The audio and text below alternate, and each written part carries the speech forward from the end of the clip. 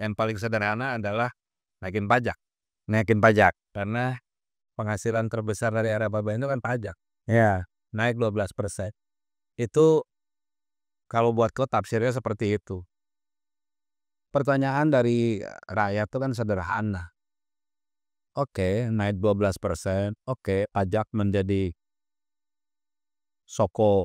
jadi garda terdepan untuk. Pertanyaannya berapa persen sih yang balik lagi ke rakyat? Guys, lu rela nggak guys? Ini bentar lagi nih udah ada keputusan bahwa pajak akan naik 12%. Aduh, gimana? Sementara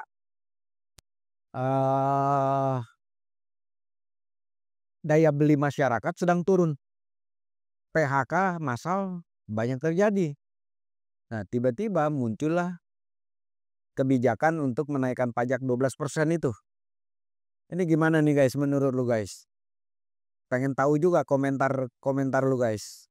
Nah, persoalannya ada yang bilang bahwa ini Sri Mulyani ini takut ini sama para konglomerat. Jadi yang diantem ke masyarakat lagi.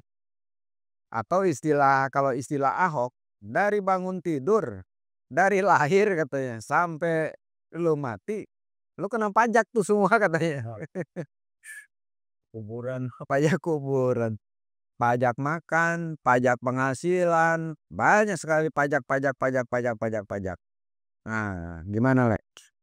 Kalau gue simpel, kalau gue masih sebagai berarti pemerintah nggak punya duit dah. Yang paling sederhana adalah naikin pajak. Naikin pajak, karena penghasilan terbesar dari era APBN itu kan pajak. Ya, naik 12%. Itu kalau buat gue tafsirnya seperti itu. Pertanyaan dari rakyat itu kan sederhana. Oke, naik 12%. Oke, pajak menjadi jadi garda terdepan untuk. Pertanyaannya berapa persen sih yang balik lagi ke rakyat? Ya, nah itu pertanyaan. Nah, gue malah mempertanyakan lain lagi nih, Le. Ini ada yang menarik nih. Kalau lu lihat negara-negara Timur Tengah ya, mau Arab, Oman, Bahrain, itu semuanya mereka hanya mengandalkan kekayaan alam tuh, Le. Dan mentah ya, jangan salah itu mentah. Dan mereka sejahtera semua hanya memanfaatkan sumber daya alam. Oke? Nah, Indonesia nih, Le, dengan juga mengandalkan kekayaan alam aja nih. Ada batu bara, tambang lah, mining semua tuh. Ada batu bara, ada emas, ada bauksit, ada timah, ada macem-macem. Tambah lagi ada sawit, kelapa sawit. Tetapi kita tidak mampu mensejahterakan tuh, Le. Itu kan ini bukan alasan pemaham. Jadi maksud gua gini, ini supaya nggak salah juga nih, Le. Apakah 12% itu nggak ada solusi?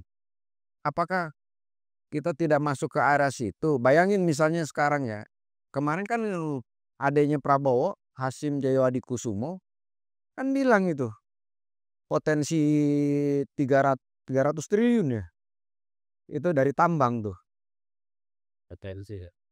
Iya, potensi atau apa tuh. Tapi kan itu yang realnya berapa kalau misalnya itu diambil dari sana kan. Misalnya ya, korupsi diberantas tuh di sana tuh. Ya kalau gue ngelihat misalkan kayak lu tadi ngomong Timur Tengah. Biasanya dulu gue masih ingat omongannya Pak Yusuf Kala. Ya andai kata kita punya kekayaan minyaknya kayak Iran ya Timur Tengah lah. Kemudian jumlah penduduknya seperti mereka. Gitu. Ini kita gondrong banget. Luas wilayahnya gondrong. Penduduknya gondrong. Ini agak ribet itu tak. Tapi yang kedua memang itu korupsi. Isu korupsi menjadi tahu. Gue soal 12%. Kalau gue tuh gini. Kalau gue jadi pengusaha, gue kena potong 12%. Gue ribut. Ribut lah ya. Tetapi gak akan ribut-ribut amat gue. Kenapa? Karena kalau gue jadi pengusaha, beban 12% gue akan pindah Ke rakyat, ke konsumen. Kalau gue pengusaha restoran, ya gue naikin aja gitu makanan minuman gue 12%. Ya enggak juga dong, kalau misalnya lu bebanin ke konsumen, konsumennya daya belinya rendah, nggak ada duit, apa yang terjadi sama bisnis mereka? Iya, itu kan ujungnya ke sana, Kak. Jadi si pengusaha itu teriak karena konsumennya akan berkurang. Mhm. Ketika contoh kasus gini, Mbak, contoh kasus, liatin deh anak-anak muda sekarang. Sebagian anak-anak muda sekarang, mahasiswa nih, udah bergeser dari mall ke kafe biasa. Tapi kalau ditanya nih, kalau sempet tanya ke mereka, "Kenapa nongkrongnya di sini tidak di mall?" Jawaban mereka parkir. Oke.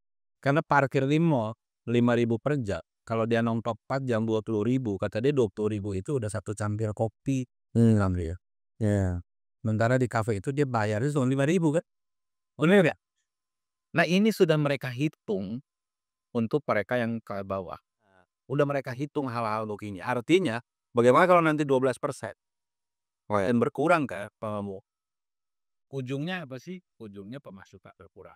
Iya, yang menarik lagi secara realita kadang-kadang antara apa ya, wacana, realita itu aneh juga emang. Sampai sekarang kalau lu lihat ya, kita sehari-hari lah di masyarakat, tuh anak-anak milenial masih nenteng-nenteng boba atau apa tuh, minum-minuman dingin ya. Artinya habit mereka nggak berubah tuh. Belum tentu dah. Hah?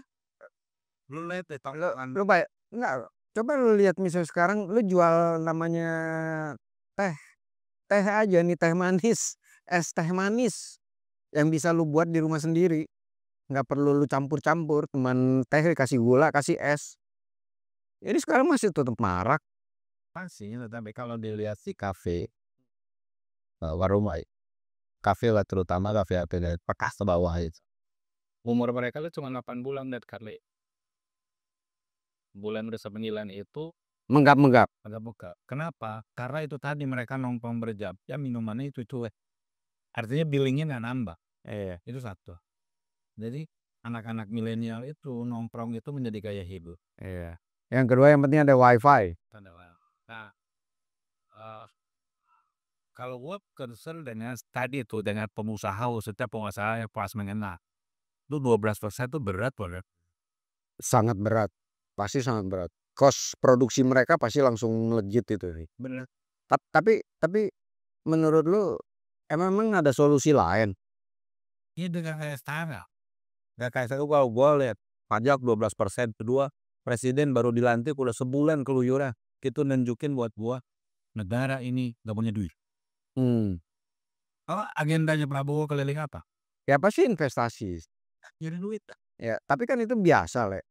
Setiap pergantian presiden selalu keliling. Keliling Nah, hanya memang persoalannya ini PR Prabowo di masa awal dia jadi presiden, dia udah harus cuci piring tuh. ada bolong 800 triliun deh. Makanya ada 800 triliun. Ini kan sesuatu istilahnya presiden-presiden sebelumnya bisa lebih rileks.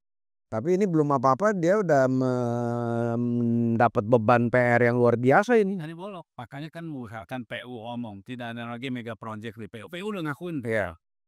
Tapi yang gua kagum ini, Lah, yang Prabowo kan udah bilang juga tidak ada mercusuar. gua kagum Rocky Gerung dah. Apa? Prabowo belum dilantik, Rocky Gerung udah main. Apa? Begitu dilantik, maka tugas presiden terpilih adalah akan keliling dunia selama 1 bulan. Hmm. Dari duit lah pakat. Oh bilang ini hebat Pak. Rocky. Rocky ini hebat banget, ibu bilang bisa meramalkan presiden presiden terpilih itu akan keliling dunia satu bulan dan nyari duit 800 triliun. Iya, dia nih Rocky Gerung ini udah kayak Rocky Balboa. Rocky Balboa.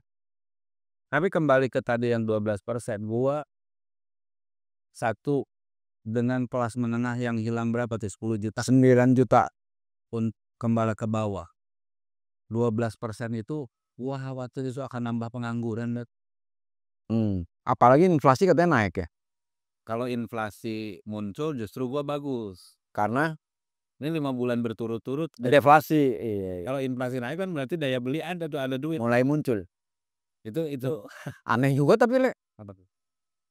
deflasi selama 5 bulan berturut-turut, tiba-tiba terjadi inflasi. Ya artinya duit ngalir. Iya, artinya kan duit ngalir kan, berarti ada perbaikan dong. Bukan perbaikan, setelah presiden terpilih, dunia usaha Mulai optimis, maka dia mulai tuh ada berani investasi.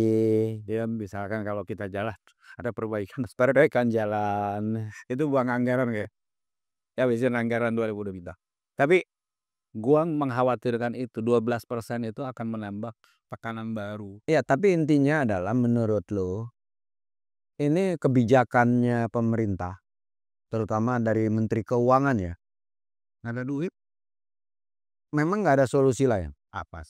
Hah? Apa solusi yang seketika? Ya, yang butuh cepat ya. Kalau gua ngarepin tuh ada presiden yang ngomong, gua nggak punya duit nih. Kita nggak punya duit. Ayo kita kencangkan ikat pinggang selama 5 tahun demi anak-anak itu. Kalian jujur gitu loh. Ya. Kalian jujur ngomong, kita nggak punya duitnya.